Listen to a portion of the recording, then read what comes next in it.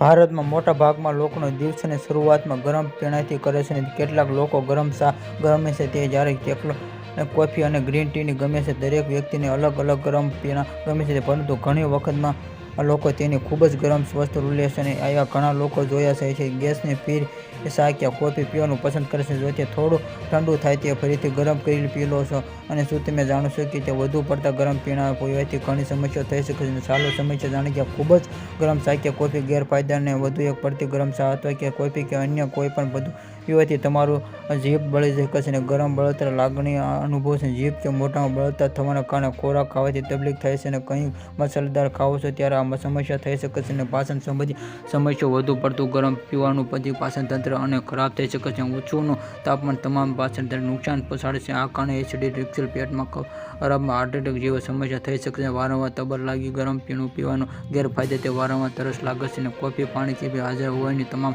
શરીરના હાઇડ્રેટિક સ્તરને અસર કરે છે. શરીરના તાપમાનમાં વધારો ઉનાળામાં ખૂબ જ ગરમ પીણું પીવાથી શરીરની સમસ્યા થઈ શકે છે, જેમાં શરીરના તાપમાન વધુ પડતું આ પરિસરમાં અસ્વસ્થ અનુભવ થઈ શકે છે. દાંતની સમસ્યાઓ ગરમ પીણાથી થવાથી દાંતની સમસ્યા પર અસર કરે છે અને તમારા દાંતના દંતવલ્કને નુકસાન થઈ શકે છે. Subscribe my channel.